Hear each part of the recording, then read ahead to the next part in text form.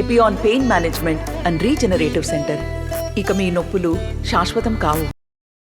Parliament ఎన్నికల్లో మీ అందరి మద్దతు కోరడానికి ఈరోజు నేను మన గోపంపల్లి గ్రామం రావడం జరిగింది. మరి కార్యక్రమంలో పాల్పంచుకుంటున్నటువంటి కార్యక్రమ ముఖ్య అతిథులు, మీ అందరి ప్రియతమ నాయకులు, మొన్న ఈ మధ్య మరి వారిని అత్యధిక మెజారిటీతో శాసనసభ్యుడు కూడా గెలిపించారు భూపతి రెడ్డి గారిని. వారితో పాటుగా కార్యక్రమంలో పాల్పంచుకుంటున్న మిత్రులు నరేందర్ రెడ్డి గారే గాని, శేఖర్ గౌడ్ గారు గాని, స్థానిక బాగారెడ్డి గారు, ప్రవీణ్ గారు, ఇంకా ఇతర మిత్రులతో పాటు ఇక్కడ స్థానికంగా సంజీవ్ రెడ్డి గారు ఇవాళ సభాధ్యక్షుడు ఏదైతుందో వారి కార్యక్రమం నిర్వహిస్తున్నారు. అట్లాగే ఏదైతున్నదో ఇతర మిత్రులందరూ కూడా మహేశయ్య గారు గాని, వజ్రం గారు గాని, లింగం గారు, గంగాధర్ గారు, శ్రీనివాస్ గారు, సందీప్ గారు, మన అబ్దుల్ గనీ గారు, కిషోర్ గారు, రాహుల్ రెడ్డి గారు, ముఖ్యంగా గ్రామ అభివృద్ధి కమిటీ అధ్యక్షులైనటువంటి సురేష్ గారు, మా యువమిత్రుడు బన్నీ గారు, రైతు సోదరులు, యువమిత్రులు, మా తల్లులు, ఆడబిడ్డలందరికీ హృదయపూర్వకంగా నమస్కారాలు చెప్తూ, వాస్తవంగా భూపతి రెడ్డి గారు ఆయన తెలంగాణ రాష్ట్ర ఏర్పాటు ఉద్యమంలో ప్రధాన పాత్ర పోషించింది. కేసీఆర్ గారికి వెన్నంటి నడిచిండని చెప్పండి. నిజామాబాద్ జిల్లాలో తెలంగాణ ఉద్యమం బలోపేతం కావడం లోపల ప్రధాన పాత్ర పోషించి భూపతి రెడ్డి గారు. దాన్ని దృష్టిలో పెట్టుకుని స్థానిక సంస్థల్లో ఎమ్మెల్సీగా కూడా ఎంపిక అవడం జరిగింది. తదుపరి కాలంలో ఇదే గోవర్ధన్ ఆయన ఆధిపత్య ధోరణితో ఏదైతుందో ఇవాళ భూపతి రెడ్డి గారిని ఒక విధంగా నేను అణచాలి అనే ఒక ఏదైతే ఒక నియంత్రిత ధోరణి కనబరిచిండో, మరి కేసీఆర్ కూడా వాస్తవ ఉద్యమంలో ఎవరు ఆయనకు అండగా నిలబడ్డారు, రాష్ట్ర ఏర్పాటు సాధనలో ఎవరు పాత్ర పోషించిండ్రు, వారికి ప్రాధాన్యత ఇవ్వాలి. అది కాకుండా ఏదైతుందో నువ్వు ప్రభుత్వంలో అవకాశం కల్పించవు, ప్రజలకు సేవ చేస్తా అంటే అవకాశం కల్పించవు. దాంతో ఏదైతుందో మరి వారు ఆయన శాసన మండలి పదవిని కోల్పోవడానికి కొరకు కూడా సిద్ధమైంది అని చెప్పంటున్నాను. ఎవడని కానీ పదవి అంటే ఏదైతుందో 6 ఏళ్ల దాకా ఉంటుంది, ఎట్లా కాపాడుకోవాలని ప్రయత్నం చేస్తాడు. కానీ ఆయన ఏదైతుందో పదవి ప్రధానం కాదు, పదవి అనేది ప్రజలు సేవ చేయడానికి ఉపయోగపడాలి. నేను ప్రజలు సేవ చేయలేనప్పుడు ఏదైతుందో నాకు ఈ పదవి ఉంటే పోతుంది. కాంగ్రెస్ లోకి వచ్చి ఏదైతుందో పోయిన 8 సంవత్సరాలకి వెళ్ళి పోరాటం చేస్తున్నాడు, 8 ఏళ్ళకి వెళ్ళి పోరాటం చేస్తున్నాడని చెప్పంటూ నేను పోయిన ఎన్నిక మనం ఆశించిన పెద్ద పొందలేదు, అయినా నిరాశ పడలేదు. అర్హత ఉండి రానోళ్ళు ఉంటే వాళ్ళు రేషన్ కార్డు ఇప్పించే బాధ్యత నీది అని చెప్పని భూపతి రెడ్డి మీద పెట్టింది. రేపు చెప్తున్నా నేను, ఓటు సరే అయిపోతుంది రేపు. ఆయన చేయాలి మా కాంగ్రెస్ కార్యకర్తలు, మీరేదైతే ఇల్లు ప్రచారం చేస్తున్నారు, ఆ ప్రచారంలో భాగంగా ఎక్కడ ఎవరికి రేషన్ కార్డు లేదు, అర్హత ఉండి వాళ్ళు గుర్తించి ఆ వివరాలు సేకరించండి. వాళ్ళ ఆధార్ కార్డు ప్రధానం కదా, ఆధార్ కార్డు సేకరించేది ఏదైతుందో తీసుకొచ్చి భూపతి రెడ్డి గారి ఆఫీసులో కార్యాలయంలో అప్పచెప్పండి. మీరు వాళ్ళ రేషన్ కార్డు ఇప్పించి అర్హత కార్యంలో పెన్షన్లు మంజూరు చేయించే బాధ్యత ఎమ్మెల్యే గారు తీసుకుంటారు. ఇది ఎదురుగుందని కాదు. ఇది ఈ మాట నేను చెప్తున్నా కదా, అరవింద్ని చెప్పని చెప్పాను, అందులోనైతుందా మరి ఇవాళ సరే ఉచిత రవాణా అందరికి వస్తుంది, ఆడోళ్లకు 200 యూనిట్లకు ఉచిత విద్యుత్ సౌకర్యం కొద్దిమందికి అత్తలే తప్పిపోయింది. తప్పిపోయిన వివరాలు కూడా సేకరించండి. అర్హత ఉండి 200 యూనిట్ల లోపు చివరికైనా బిల్లు రాకుంటే, జీరో బిల్ రాకుంటే అది మనం బిల్ మాఫీ చేయాలి. 500 రూపాయలకి సిలిండర్ బుడ్డి అని చెప్పి అంటున్నా. ఇండ్లు లేని వాళ్ళకి ఇంటి నిర్మాణ కార్యక్రమం చెప్పి అంటున్నా. 3500 ఇండ్లు ఏదైతుందో ముద్దకు ముద్ద భూపతి రెడ్డి చేతిలో పెట్టిండు. ఈ సంవత్సరం 5 ఏళ్ల కోసం కాదు, 5 ఏళ్ళకి 20,000 ఇల్లు కడతాడు ఆయనే. 5 ఏళ్లకు మొత్తం నిజామాబాద్ రూరల్లో అసలు ఇల్లు లేనోడు అనేటోడు ఉండొద్దు. ఒక ప్రణాళిక రూపొందించుకున్నాడు. వివరాలు సేకరించి ఇండ్లు లేరు ఎవరున్నా కానీ అత్యంత నిరుపేద వర్గాలలో ఒక గుర్తించి వివరాలు ఇవ్వండి చెప్పండి. ప్రభుత్వం అమలు చేయబట్టే సంక్షేమ కార్యక్రమం అమలు అనేది కేవలం కాంగ్రెస్ తోనే సాధ్యము. గోపన్పల్లి ఇలా నగరంలో కలిసింది నిజామాబాద్. సరే నగరం స్మార్ట్ సిటీ సౌకర్యాలు అన్ని ఉన్నాయి చేయవలసినవి. అవి ఎట్లా చేస్తాం బాధ్యత. ఇక్కడ అంతా రైతుల వ్యవసాయం అంతే కదండి. ఉన్నాయనే వ్యవసాయాలన్నీ ప్లాట్లు పెడుతుంటా. వ్యవసాయాలు ఉంటే కాలనీలు రాకుండా ఉచిత కరెంటు అమలు చేస్తుంది కాంగ్రెస్ పార్టీ కదండి. వీళ్ళు భారతీయ జనతా పార్టీ పువ్వు గుర్తులు అడగదలుచుకున్నా. కాంగ్రెస్ పార్టీ పాలిత రాష్ట్రాలు తెలంగాణ గాని ఆంధ్ర గాని ఉమ్మడి రాష్ట్రంలో ఉచిత విద్యుత్ కార్యక్రమం అమలు చేయాలని సంకల్పించింది. అమలు చేస్తున్నాం. మీరు ఎక్కడైనా రైతాంగానికి ఉచిత విద్యుత్ ఇస్తున్నారా? పార్టీ పాలసీ అంటే ఇది ఎందుకు చెప్తున్నా, రైతుకు అండగా నిలబడబోయేది ఎక్కడైనా సాగునీటి సౌకర్యం అందింప చేయలేకపోతామో అక్కడ విద్యుత్ భారం కాకూడదని చెప్పని ఉచిత విద్యుత్ కార్యక్రమాన్ని అమలు చేస్తున్నటువంటి యొక్క ఏకైక రాజకీయ పార్టీ కాంగ్రెస్ పార్టీ. అది తెలంగాణ అని చెప్పండి. భారతీయ జనతా పార్టీగా విధానం లేదు. వాడు మోటార్లకు మీటర్లు పెడతా అంటున్నాడు. అప్పు మాఫే ఇలా మనం ఏమైనా ఇంకా చెప్తలేమంటారు. నిజమే. మనకు ఖరీఫ్ పంట కొత్త రుణం కావాలని వాస్తవంగా మన రాష్ట్రం ఏర్పడ్డ నాడు ఏదైతుందో పూర్తి లోటు బడ్జెట్ తో ఏర్పడ్డది. అయినా కానీ ప్రాధాన్యత రైతు. మనకు రేవంత్ రెడ్డి గారు స్పష్టంగా పేర్కొన్నారు, మన ఖరీఫ్ పంట నాటి వర్షాకాల పంటకు ఏదైతుందో రైతు అప్పు చెల్లించవలసిన అవసరం లేకుండా 2 లక్షల రూపాయల వరకు ఏదైతుందో మీకు అప్పు మాఫీ చేసి కొత్త రుణం అప్పు ఇప్పిస్తా అని చెప్పని అమలు చేశారు. ఇది టీఆర్ఎస్ వైఫల్యాన్ని ఎండగట్టడం లోపల రైతాంగాన్ని చైతన్యం చేయడం లోపల కృతకృత్యులై మొన్న ఎన్నికలు ఏదైతుందో అందరూ కూడా అండగా నిలబడరని చెప్పి అంటున్నాను. మళ్ళీ నిజామాబాద్ జిల్లాలో ఏదైతుందో మన దగ్గర గెలిచిన 2 స్థానాలే. సుదర్శన్ రెడ్డి గారు అంటే పెద్ద మనిషి, ఆయన గతంలో మంత్రిగా పనిచేసిండు. కానీ భూపతి కేవలం ఒక ఉద్యమ నాయకుడిగా గుర్తింపుతో ఏదైతుందో ఆయన కేసీఆర్ తో విభేదించి కూడా ప్రజల పక్షాన నిలబడాలనేటువంటి నిర్ణయం తీసుకున్నాడు. కాబట్టి ఆయనకి ఎవరు ప్రజలు అండగా నిలబడ్డారని చెప్పండి. మరి ఎన్నిక ఏదైతుందో నాకు గెలుపు, భూపతికి పరీక్ష. ఉన్నమాట చెప్తున్నాను, భూపతికి పరీక్ష. ఇప్పుడు మొన్న భూపతిని గెలుచుడు అంటే అది వేరు ప్రత్యేక అంశం. ఓడు భూపతిని చూసిండు, మాకు అందుబాటులో ఉంటుండు, పోయినసారి ఓడిపోయిండు, అయ్యో పాపం మనోని మనం గెలిపించుకోవాలని చెప్పని రాజకీయాలకు అతీతంగా అందరు కలిసి అండగా నిలబడి గెలిపించింది. ఇప్పుడు జీవన్ రెడ్డిని పట్టుకొచ్చింది, నాకు ఓటేయి అంటూ. 2 ఒకటి కాదు కదా, కాదు ఉన్నమాట చెప్తున్నాను. కానీ పార్టీ దృష్టిలో ఏది ఇస్తుందో ఆయన కంటే తక్కువ వస్తే ఏమైనా భూపతి నువ్వు మెజార్టీ గెలిచినవు, ఎమ్మెల్యే ఏం చేసినవు? నిజమా? ఇప్పుడు భూపతి పరీక్ష అని చెప్పంటున్నాను. దయచేసి అది ఆలోచన చేయండి అంటున్నాను. మళ్ళీ ఏ పని చేయాలన్నా కానీ రాష్ట్రంలో కాంగ్రెస్ ప్రభుత్వం అధికారంలో ఉన్నది. ప్రధానంగా 3 రాజకీయ పార్టీలు పోటీ పడుతున్నాయి. కాంగ్రెసే గాని, బీజేపీ గాని, బీఆర్ఎస్ఏ గాని. సరే బీఆర్ఎస్ పక్కన వారేయండి, అయిపోయింది అది, దాని కథ వచ్చింది. సరే ఏ పార్టీ అయినా కానీ ఇవాళ ఒకరికి పెన్షన్ వస్తలేదు. పెన్షన్ ఎవరికి ఇప్పగలుగుతారు? భూపతి రెడ్డి ఇప్పగలుగుతాడు. పెన్షన్ ఎవరికి ఇప్పగలుగుతాడు? పెద్ద మనిషి వచ్చి నేను ముసలి అయినా నాకు ఎందుకని నెరిసినాయి, నాకు పెన్షన్ వస్తలేదని చెప్పి అన్నాడు. ఇప్పుడు పెద్ద మనిషి రేపు పెన్షన్ ఎవరు ఇప్పిస్తారు? భూపతి రెడ్డి ఇప్పిస్తాడు. అరవింద్తో అవుతుందా? వాడు ఎక్కడ పోయి ఉంటాడో ఆయనకే తెలియదు. ఇప్పుడు మనకు 10 ఏళ్ళు అయినా ఒక్క రేషన్ కార్డు దిక్కున్నదే.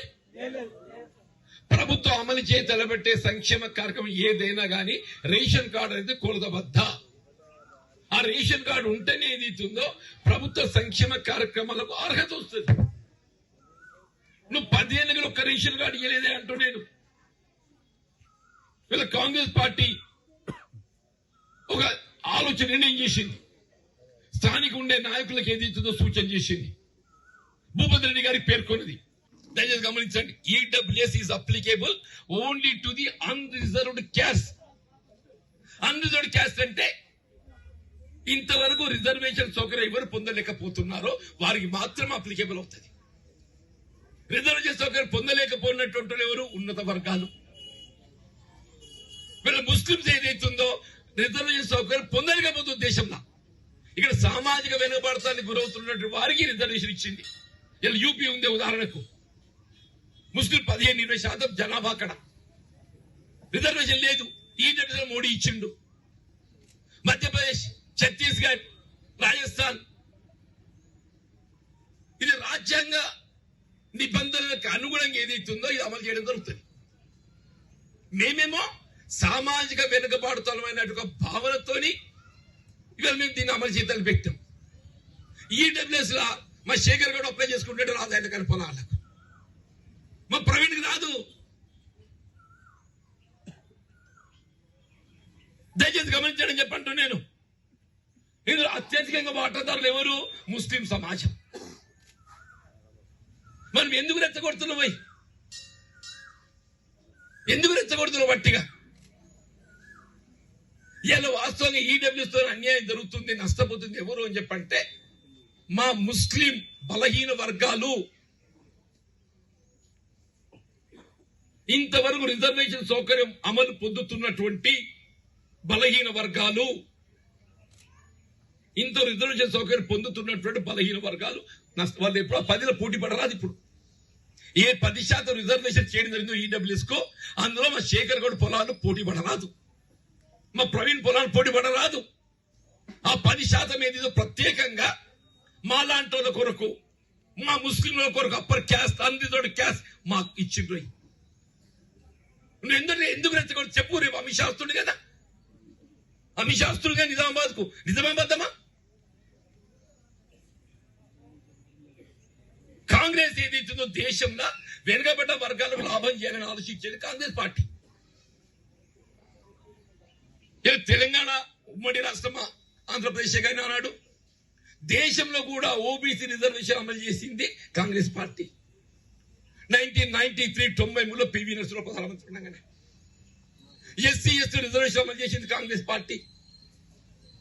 నేను అడుగుతున్నా ఇదే మోడీ గారిని, నువ్వు ఎక్కడైనా 1% ఎస్సీ ఎస్టీలకు బలహీన వర్గాలకు రిజర్వేషన్ సౌకర్యం కల్పించిన 10 ఏళ్ళు కాంగ్రెస్ చేస్తుందా? మేము చేసిన 2008-9లో ₹1,00,000 వరకు ఏక మొత్తం మాఫీ చేసి, ఇప్పుడు అన్నాడు కదా పిల్లలు ఇష్టానికి పోతే చూస్తారు కదా అని గుణగానే ఇల్లు అని వంశం చూస్తారా? చూడరా? కాంగ్రెస్ వంశం చూడాలి. కాంగ్రెస్ వంశం గతంలో రైతాంగానికి రుణమాఫీ చేసింది. వీళ్ళు మళ్ళా చేస్తామని చెప్పి అంటున్నాం. నిర్ణీత కార్యక్రమం రూపొందించుకున్నాం మేము. బీజేపీ వాడు నేను చెయ్యి అంటున్నాడు. నేను అసలే చేయను మంచివాడా, నేను చేస్తా, మీకు అండగా నిలబడతా, మీకు రేపు వానకాల పంటకు అందిస్తా అని చెప్పేటోడు. నేను ఒక ఆత్మశైర్యం చెప్తున్నా నీకు. నేను మొన్న చేసిన ఇవాళ చేస్తా. వాంతులు పోలికి రానే మనకు. వాడు అన్ని నెగటివ్ అంటే ఇప్పుడు బీడీలో ఉన్నారు కొద్దిమంది, బీడీలో పెన్షన్ ఇయ్యాల అంటే నేను ఇయ్యాలంటున్నా. కాంగ్రెస్ ఏదైతుందో ఏ విధమైన ఆంక్షలు లేకుండా బీడీ చేసే ప్రతి ఆడబిడ్డకు పెన్షన్ ఇస్తా అని చెప్పండి.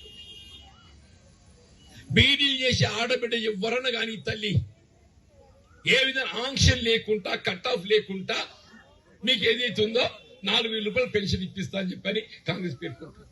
వాడు ఇయ్యంటుండే బాధాప్తా పోనీ ఎట్లేదా అట్లా. వాడికి ఏ విధానమే లేదు. మత విద్వేషాలు తెచ్చగొట్టడము అంతే తప్పేదైతుందో లేదు. రిజర్వేషన్ అనేది ఏదైతున్నదో రాజ్యాంగ నిబంధనలకు అనుగుణంగానే అమలు చేయడం జరుగుతుంది. రిజర్వేషన్ అనేది రాజ్యాంగ నిబంధనలకు అనుగుణంగా చేసిన బాబాసాహెబ్ బిఆర్ అంబేద్కర్ గారు కొన్ని సూచన చేశారు. మతపరంగా రిజర్వేషన్ అమలు చేసే అవకాశం లేదు. వాడు హిందువు గాని ముస్లిం గాని. మన హిందువులలో కూడా వెనుకబడ్డ తరగతులకు సామాజిక వెనుకబాటుతో గురవుతున్నారు కాబట్టి రిజర్వేషన్ సౌకర్యం కల్పించింది కాంగ్రెస్ పార్టీ. ఎందుకు ఇచ్చింది? సామాజిక వెనుకబాటుతోనే పరిగణలోకి తీసుకొని. ఇలా ముస్లింలు కూడా ఏదైతుందో రిజర్వేషన్ ఇచ్చింది.